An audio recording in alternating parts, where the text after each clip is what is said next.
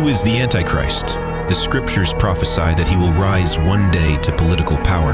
He will sign a 7-year peace treaty with Israel and rule the world politically for approximately 7 years.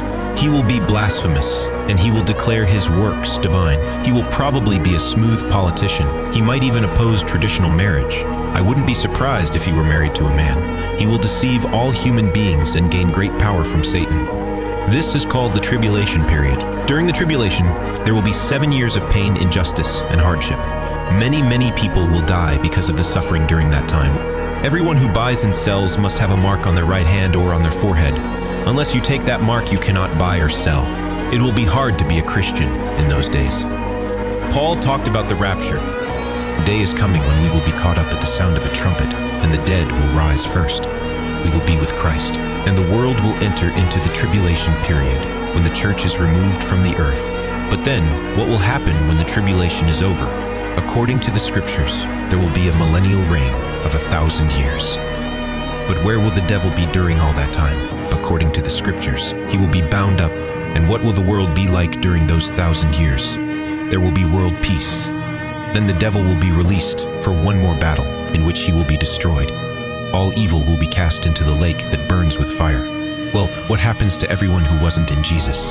They will be separated from God for all eternity. Wait, so everyone is going to live forever? Yes, we are eternal beings after all. But then what about when we die? Remember in the scriptures when it says that God created man in his own image and in his own likeness, that we were created in the likeness of God. Well, God is an eternal being, and so he made all human beings eternal beings. Death is only a transition into eternity. Nobody disappears or evaporates.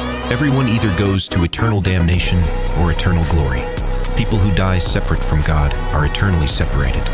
There is no changing over wherever you end up. You may be thinking, well, where does the scripture say all of that? Open Revelation 21. Then I saw a new heaven and a new earth.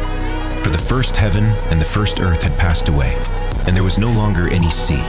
I saw the holy city, the New Jerusalem, coming down out of heaven from God, prepared as a bride beautifully dressed for her husband. And I heard a loud voice from the throne saying, Look, God's dwelling place is now among the people, and he will dwell with them. They will be his people, and God himself will be with them and be their God. He will wipe every tear from their eyes. There will be no more death or mourning or crying or pain, for the old order of things has passed away. He who was seated on the throne said, I am making everything new. Write this down, for these words are trustworthy and true.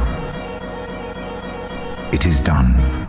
I am the Alpha and the Omega, the beginning and the end.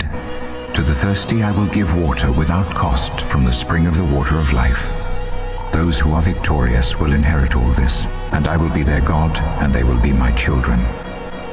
But the cowardly, the unbelieving, the vile, the murderers, the sexually immoral, those who practice magic arts, the idolaters and all liars, they will be consigned to the fiery lake of burning sulfur.